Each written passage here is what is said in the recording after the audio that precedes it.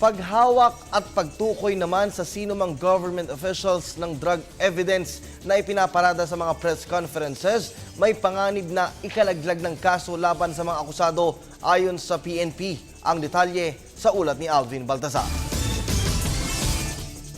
20 hanggang 30% ng illegal drug cases mula noong 2002 hanggang 2007 ang na-dismiss dahil sa technicality.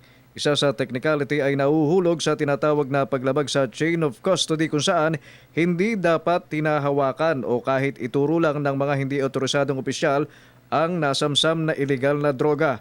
Karaniwang nangyayari anya ito ayon sa PNP AIDSOT sa mga press conference kung saan hinahawakan ng isang opisyal ng gobyerno o sino man pinuno ang nakumpiskan drug evidence habang ipinapresenta sa media.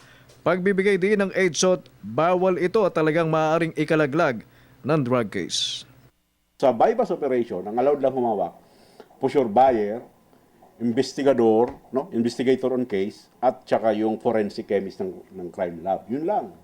And the last one is the court. Na.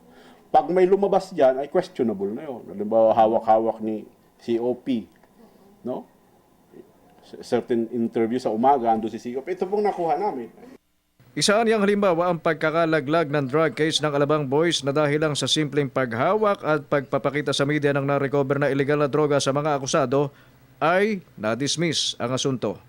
Katulad nung sa PIDEA Alabang Boys. So because of that, na-dismiss yung kaso. Not na-dismiss, na-acquit ang akusado, although valid ang bypass operation because of the chain of custody of the evidence. Hindi na pangalagaan ng pusher buyer, ng investigador, hanggang ng forensic laboratory ng PIDEA ang ebidensya. Bakit hindi?